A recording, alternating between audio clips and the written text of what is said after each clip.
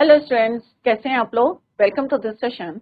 My name is doctor Kavita Rawat, your English teacher from ICT virtual classroom. Today we will continue our previous topic in grammar in writing section, your reading section, that is your note making and comprehension. तो reading section में आपका आएगा जी comprehension. Note making हम already कर चुके हैं. तो comprehension में आपको क्या करना है, रीड करना है. एक आपको अनसीन पैसेज दिया गया है. आपको ये नहीं करना कि उसको रीडिंग करना है. आपको सबसे पहले क्या देखना है, the questions given at the end of the unseen passage. जो अनसीन पैसेज है उसके एंड में जो क्वेश्चन दिए, फर्स्ट ऑफ ऑल आपको you have to read those questions. Clear. और उसके बाद आपको जो है अपने माइंड में रखने हैं 1 और 2 3 क्वेश्चन, और उसके बाद आपको रीडिंग शुरू करनी है. तो definitely you will get the answer in first जो है पैरा रहेगा, उसमें आपको आंसर मिल जाएंगे फर्स्ट फ्यू लाइंस में. तो बच्चे हमेशा कंफ्यूज करते हैं कि भाई हम जो है पूरे रीड करते हैं और टाइम वेस्ट होता है. तो आपको टाइम वेस्ट नहीं करना है. आपको अपना प्लानिंग करनी है कि हाउ टू यूज या how to complete comprehension in less time. कम समय पे कैसे हमें करने हैं question, how to attempt the question from the passage. तो इसके लिए आपको क्या करना है, first of all read the question and then read the paragraph. तो फर्स्ट फ्यू लाइन जो होती हैं आपको उसमें डेफिनेटली आंसर्स मिलने शुरू हो जाते हैं. क्लियर. और जैसे जैसे आंसर मिलेंगे वैसे वैसे आप रीड करते रहें paragraph. No need to write it the whole passage. Clear. तो हमने इससे पहले बच्चों नोट मेकिंग करी थी और 2 हमने जो है यहाँ पे पैसेज के नोट्स बनाए थे. और I hope it is clear to you कि how to make the notes from the passage. और समरी भी हमने बनाई थी बच्चों, और किस तरह से हमने टाइटल भी दिया था, suitable title to that passage. Second हमने ये किया था. और हमने जैसे जैसे रीडिंग करी थी इसमें भी नोट मेकिंग में भी आपको हमने वही किया था कि हमने एकदम से पूरा जो है पैसेज नहीं रीड करा था. हम जैसे जैसे रीड कर रहे थे और हम नोट्स बनाते जा रहे थे. क्लियर. और लास्ट में एट द एंड आपको क्या देना है, suitable title to that passage. अब बच्चों पहले हम गाइडलाइंस देखेंगे कि कैसे हमें how to attempt the questions from the passage. First of all read the passage, quickly study the questions. तो रीड अगर आपको करना है तो एक क्विक रिवीजन कर सकते हैं, अदरवाइज नो नीड टू थोरो एक रीडिंग की जरूरत नहीं होती है. क्विकली आप कर सकते हैं if you want. Study the question given at the end of your passage. तो आपको सबसे पहले यही करना है कि at the end of the passage जो क्वेश्चंस लिखे हैं उनको रीड करना है. Start your second reading of the passage. This reading should be thorough. Underline the key sentences और words related to the given question. यह आप कर सकते हैं. अगर आपको रीडिंग करनी है जल्दी से एक थोरो रीडिंग करें, और जो आपको लिखता है इंपॉर्टेंट लाइन से इंपॉर्टेंट जो है क्वेश्चन, क्योंकि पहले आप क्वेश्चन रीड करेंगे तो आपके माइंड में रहेगा. तो जैसे जैसे आप रीड करेंगे तो you will get the answer of those question. And alternate method could be go through the question.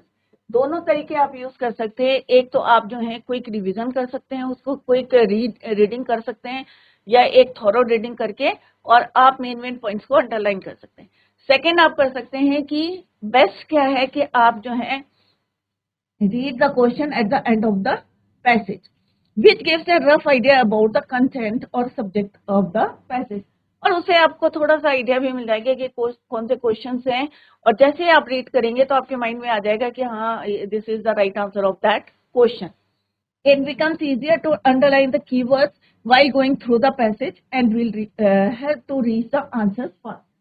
अगर आपके माइंड में क्वेश्चंस रहेंगे बच्चों तो आपके माइंड में रहेगा कि जैसे ही आप रीड करेंगे तो आपके माइंड में रहेगा कि हाँ भाई ये क्वेश्चन हमने रीड करा था and this is the appropriate या suitable answer for that question. Clear. तो एक ऑल्टरनेटिव ये भी है कि आप थोड़ा रीडिंग ना करें, और instead of that first of all you read the question given at the end of the passage. While answering the questions, try not to give vague or general answers. Be specific. आपको to the point answer देना है, ये नहीं कि बहुत ज्यादा lengthy देना है. Sometimes students use one general description when 4 or 5 points have to be made. Avoid general answers.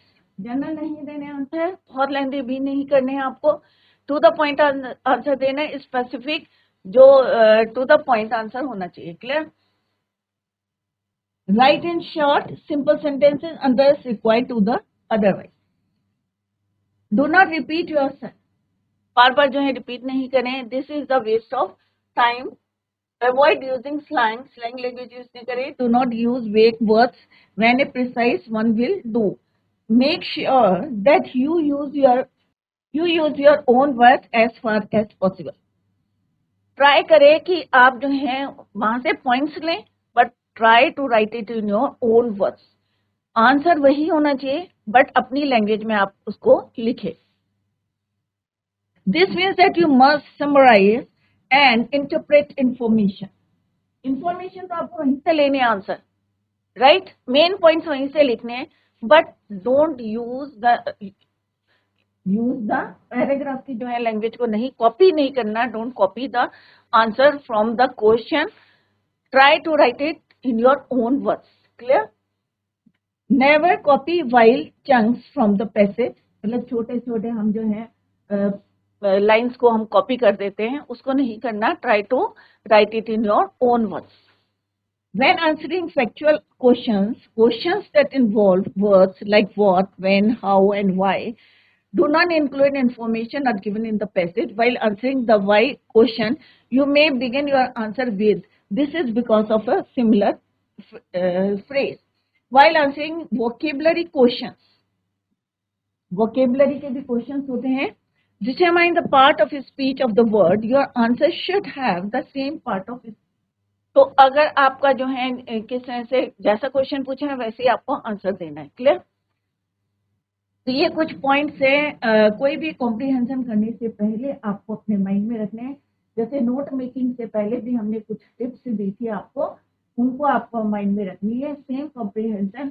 दो अल्टरनेटिव्स बताएं आपको. एक आपको बताया कि how to read the passage, एक थोरो और क्विक रिवीजन कर सकते हैं और अपने माइंड में कुछ पॉइंट्स रखें. So after that read the question. और दूसरा ऑल्टरनेट क्या है बच्चों कि आपको जो है first of all read the question given at the end of the chapter, so that कि आपको इजी रहेगा जब भी आप रीडिंग करेंगे. तो it is easy to reach the answer. It help to reach the answer faster. Clear. आपको copy नहीं करना है. Don't copy the question answer from the passage. आपको अपने वर्ड्स में लिखना है. Use your own words.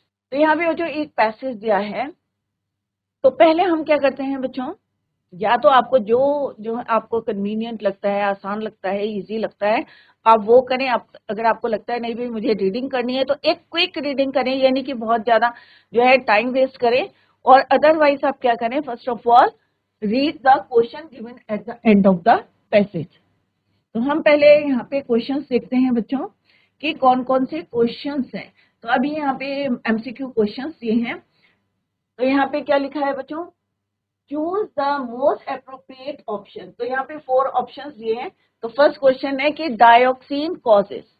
दूसरा कौन सा है क्वेश्चन, गैसिफिकेशन प्रोसेस ट्रांसफॉर्म. और तीसरा है हमारा गार्बेज से रिलेटेड और इंडियन गार्बेज कंटेन्स. तो 4 क्वेश्चन से हमारे थोड़ा सा माइंड में है कि हाँ भाई यहाँ पे केमिकल के बारे में बात की गई है. तो मे बी जो हमारा पैरा है रिलेटेड टू गार्बेज और केमिकल्स. अब हम रीड करते हैं बच्चों. तो फर्स्ट पैरा रीड करते हैं और देखते हैं कि वेदर हमें आंसर मिलता है या नहीं मिलता है. Let's see. When plastic is burn, when plastic waste is burn. तो सबको पता है कि अगर हम प्लास्टिक को बर्न करते हैं तो कितना डेंजरस होता है और कितना हमारी एयर को पॉल्यूट करता है. सबको पता है कि हमें पॉलीथीन को यूज नहीं करना चाहिए, क्योंकि अगर हम सॉइल में इसको डंप करते हैं, बरीड करते हैं, डंप करते हैं, तो क्या होता है बच्चों, सॉइल को वो इफेक्ट आता है और सॉइल हमारी खराब हो जाती है, स्पॉइल करता है सॉइल को. अगर हम इसको बर्न करते हैं तो क्या करता है, ये एयर पॉल्यूशन करता है. इसमें से जो केमिकल निकलती है, गैस निकलती है, इट हार्म्स आवर एनवायरमेंट. अगर हम इसको पानी में डालते हैं तो भी ये क्या करता है, पानी को पोल्यूट करता है, क्योंकि इसके जो है बर्न करेंगे तो गैस निकलेगी. अगर हम इसको डंप करेंगे तो क्या होगा बच्चों, डंप करेंगे तो क्या होगा, सॉइल हमारी पोल्यूट होगी, स्पॉइल होगी. तो यहाँ पे हमने क्या पढ़ रहे हैं बच्चों, when plastic waste is burn. जब हम प्लास्टिक वेस्ट को बर्न करते हैं तो क्या होता है बच्चों, एक complex weave of toxic chemicals is release. एक टॉक्सिक केमिकल निकलता है. ब्रेकिंग डाउन पॉलीविनाइल क्लोराइड, इसमें चेंज हो जाता है पॉलीविनाइल क्लोराइड पीवीसी। पीवीसी का फुल फॉर्म क्या है, मे भी आज के क्वेश्चन आपसे पूछ सकते हैं। पीवीसी का polyvinyl chloride use for packaging, किसके लिए यूज होता है, पैकेजिंग के लिए। ब्रेकिंग डाउन पीवीसी को जो पैकेजिंग के लिए यूज होता है, टॉयज के लिए, कोटिंग इलेक्ट्रिकल वायर्स, जब हम इसको बर्न करते हैं तो क्या निकलता है इसमें से, डाइऑक्सिन, प्रोड्यूसेस डाइऑक्सिन। तो कौन सा केमिकल है, पीवीसी है, पॉलीविनाइल क्लोराइड है। जब हम इसको बर्न करते हैं, और इट इज यूज, इसके यूज भी बताए हैं कि कहाँ कहाँ यूज होते हैं, पैकेजिंग के लिए होते हैं, टॉयज के लिए होते हैं, और कोटिंग के लिए होते हैं, कोटिंग इलेक्ट्रिकल वायर्स। जब इसको बर्न करते हैं तो क्या निकलता है, डाइऑक्सिन। तो अभी हमारे क्वेश्चन माइंड में आ रहा है कि भाई हाँ, हमने एक क्वेश्चन पढ़ा था डाइऑक्सिन के बारे में।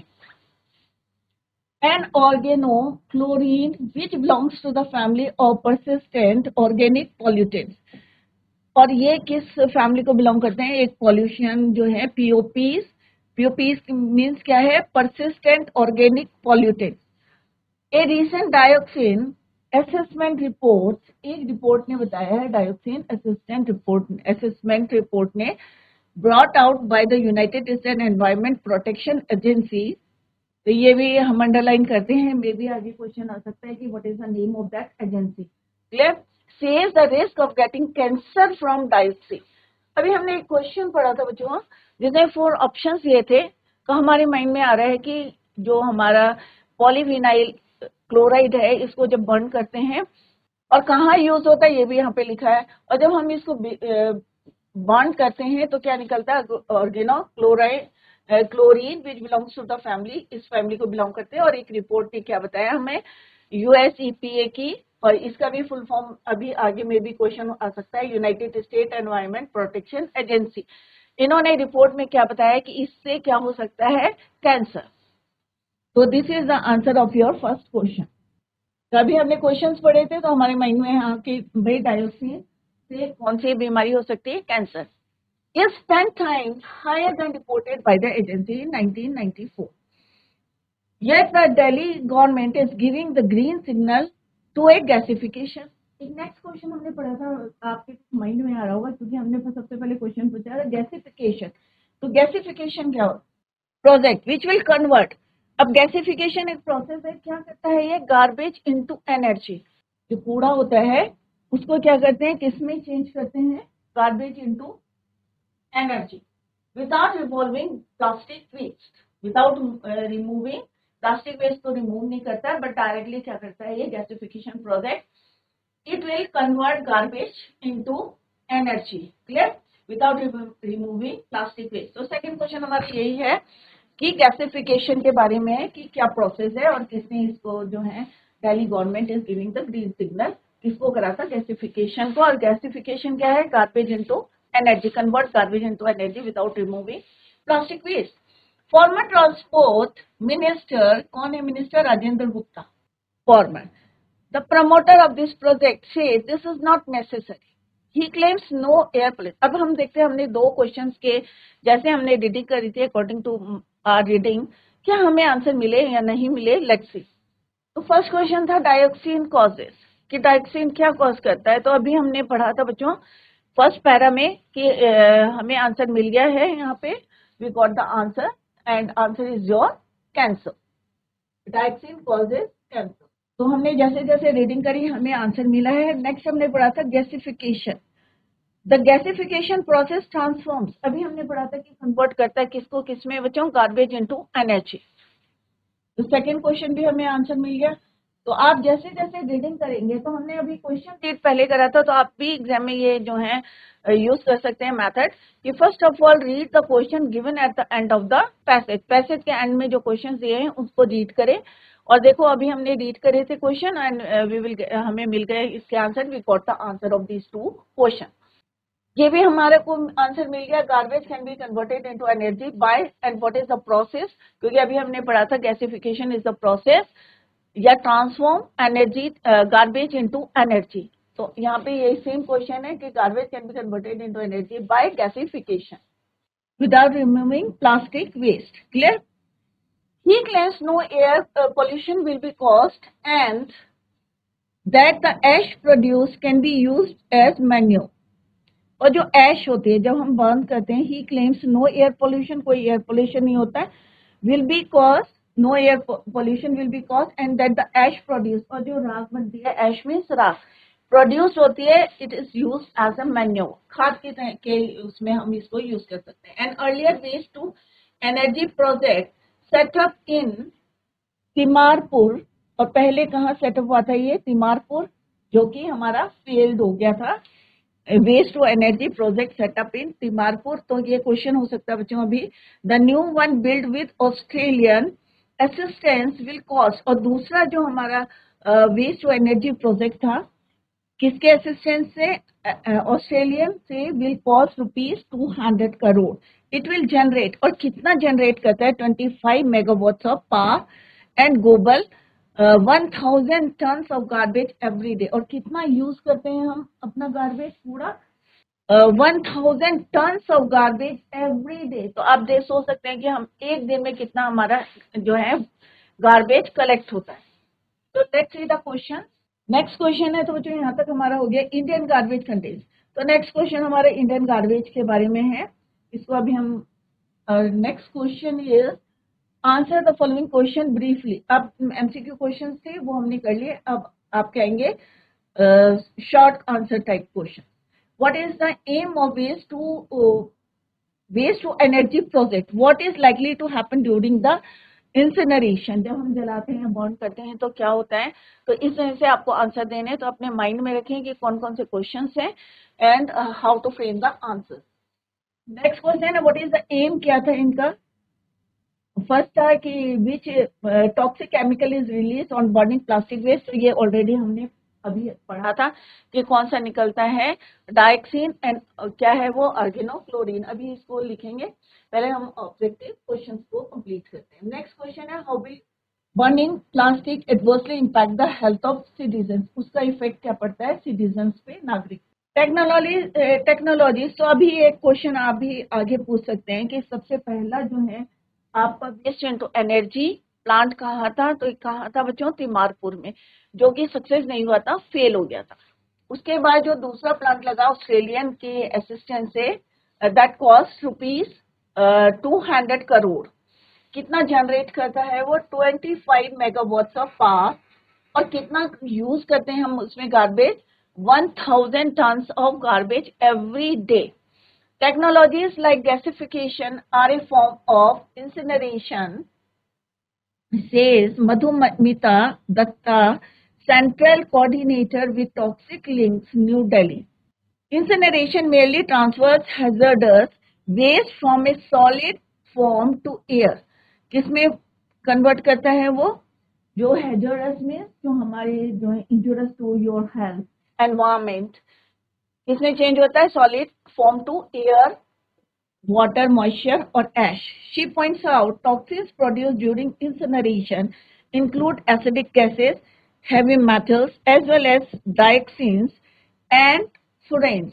The manure will be hazardous and a problem of dispose, says Datta. Municipal solid waste contains a mix of plastic. So जो भी waste होता है उसमें क्या होता है, mix of plastic.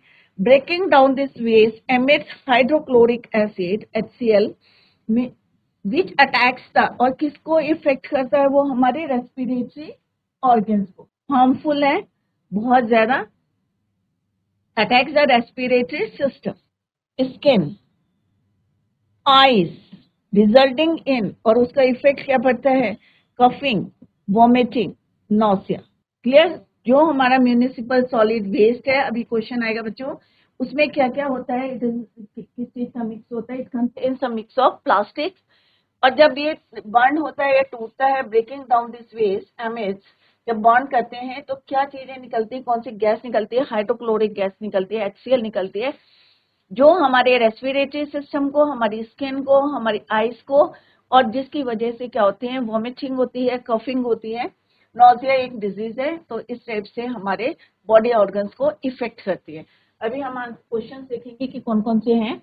दूसरा है यहाँ की polythene generates, polyethylene generates volatile compounds like formaldehyde and acetaldehyde. तो जो केमिस्ट्री साइंस के स्टूडेंट हैं, केमिस्ट्री में उन्होंने पढ़ा होगा कि polyethylene generates volatile compounds like formaldehyde or acetaldehyde. Both suspected carcinogenic breathing styrene from polystyrene can cause leukemia. तो यहाँ पे डिजीज के नाम लिखे हैं कि कौन कौन सी बीमारी किसकी वजह से होती है. Polyurethane is associated with asthma से होती है. डायक्सिन रिलीज बाय पीवीसी जो अभी हमने पढ़ा था कि पॉलीविनाइल क्लोराइड से होती है. इज ए पावरफुल हार्मोन जिससे हमारे जो है डिसरप्टर होते हैं, causing birth effects and reproductive problems. तो आप देख सकते हैं कि कितना जो है इंजurious हैजर्डस है ये हमारे केमिकल्स जो हमारे ऑर्गन्स को कितना इफेक्ट करते हैं. There is no threshold dose to prevent it and our bodies have no defense against it. इनके लड़ने के लिए ऐसा कोई हमारी बॉडी के अंदर जो है कह सकते हैं बैक्टीरिया नहीं है जो डिफेंस करे against it. Even the best run incinerators in the world have to deal with stringent norms apart. अभी हम देखते हैं कि कौन कौन से क्वेश्चंस जो है हमने कवर करे हैं. अभी एक क्वेश्चन है बच्चों इंडियन गार्बेज का. Indian garbage has a low calorific content of about 800 calorie per kg since it has a high moisture होता है इंडियन गार्बेज में, लो कैलोरीफिक कंटेंट होता है and requires additional fuel to burn. क्योंकि moisture रहता है, moisture के जो है उसमें हाई मॉइस्चर रहता है, दैट इज वाई उसको एडिशनल जो है जलाने के लिए फ्यूल की जरूरत होती है. तो एक क्वेश्चन है बच्चों, लेट्स सी. यहाँ पे Indian garbage contains high moisture है, लो मॉइस्चर है. तो अभी हमने पढ़ा कि क्या होता है, तो हमें एडिशनल फ्यूल की जरूरत होती है क्योंकि उसमें क्या होता है ज्यादा मॉइस्चर होता है. मॉइस्चर की जो परसेंटेज है ये परसेंटेज इज मोर. तो its right answer is your high moisture. तो Indian garbage contain high moisture और जिसकी वजह से उसको बंद करने के लिए हमें और फ्यूल की जरूरत होती है. नेक्स्ट क्वेश्चन क्या है बच्चों, Which toxic chemical is released on burning plastic waste? Plastic waste को जलाने पे कौन सा केमिकल टॉक्सिक केमिकल प्रोड्यूस होता है या रिलीज होता है. हाउ इज इट हार्मफुल, और कैसे वो हमारे को जो है हार्मफुल है. तो पहला का आंसर बच्चों कहाँ पे है, तो हमने पहले ही इसको हाईलाइट करके रखा था बच्चों कि कौन सा है, डाइऑक्सी. क्लियर. तो अगर हम केमिकल्स को बर्न करते हैं टॉक्सिक केमिकल्स को, तो हमें कौन सा जो है केमिकल जो है प्रोड्यूस होता है, दैट इज योर डाइऑक्सिन. और कैसे हमारे हार्मफुल है, कैंसर होता है, जिसकी वजह से क्या होता है, कैंसर में भी हो सकता है. क्लियर. तो this is the answer of that question. First question का आंसर हमारे को फर्स्ट पैरे में मिल गया. डाइऑक्सिन एंड ऑर्गेनोक्लोरीन ये वहीं पे लिखा है, आपको वहीं से कॉपी करके यहाँ पे फ्रेम करना है. Belonging to the family of persistent organic pollutants, ये भी हमने मार्क करा था बच्चों. POPs is produce, it causes cancer. How is it harmful, it causes cancer. तो आपको टू द पॉइंट लिखना है और फर्स्ट पैरा में ही हमें आंसर मिल गया था हमारे फर्स्ट क्वेश्चन का, जो हम ऑलरेडी अंडरलाइन कर चुके थे. क्लियर. तो जैसे जैसे आप पढ़ते हैं और अगर आप रीडिंग करते हैं पूरे की, तो कैसे आपको अंडरलाइन करने इंपॉर्टेंट पॉइंट्स. अगर आप क्वेश्चन पढ़ के रीड करते हैं तो आपके माइंड में क्वेश्चन रहता है, तो आप जो है क्वेश्चन को अंडरलाइन कर सकते हैं. नेक्स्ट क्वेश्चन है, how what is the aim of, अभी हमने पढ़ा था waste to energy project Timarpur में लगा था जो फेल हो चुका था. What is likely to happen during incineration. Burn करते हैं तो क्या होता है, converting garbage into energy to produce 25 megawatts of power and swallow.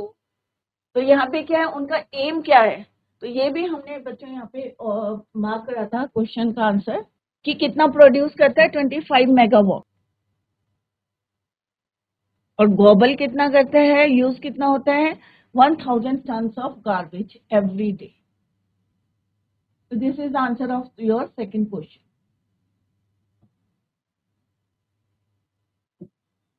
ये फर्स्ट क्वेश्चन का आंसर था. क्लियर. तो कन्वर्टिंग गार्बेज इनटू ये आपको वहीं से लिखना है, converting garbage into energy to produce 25 megawatts of power and swallow 1000 tons of garbage every day. Incineration simply changes risky waste from solid form to air, water and ash. Simply किस किस में change होता है? अगर हम burn करते हैं अपना गार्बेज को तो किस में चेंज होता है बच्चों? Solid form to air, water and ash. ये भी हमने यहाँ पे मार्क किया था।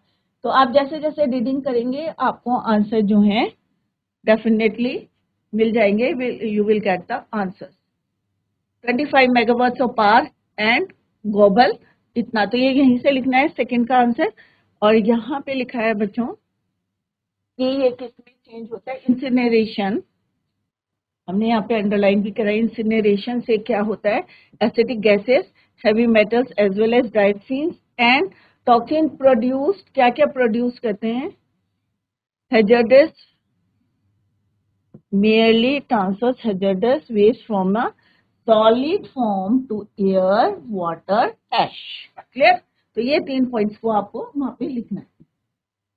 तो बच्चों इस तरह से आपको जो है अनसीन पैसेज है, क्योंकि पहले जो है अनसीन है पैसेज। पैसेज ही क्या है बच्चों? अनसीन, जो आपके लिए नया है पैसेज। बट आपको क्या अपनी एक जो है स्ट्रेटेजी बनानी है कि या तो आपको रीड करने हैं question given at the end of the passage, या आपको एक थोड़ा क्विक रीडिंग करनी है जिससे कि आपके माइंड में रहेगा कि ये जो है पैसेज इज अबाउट, क्या कंटेंट है, किसके बारे में जो है डिस्क्राइब किया है।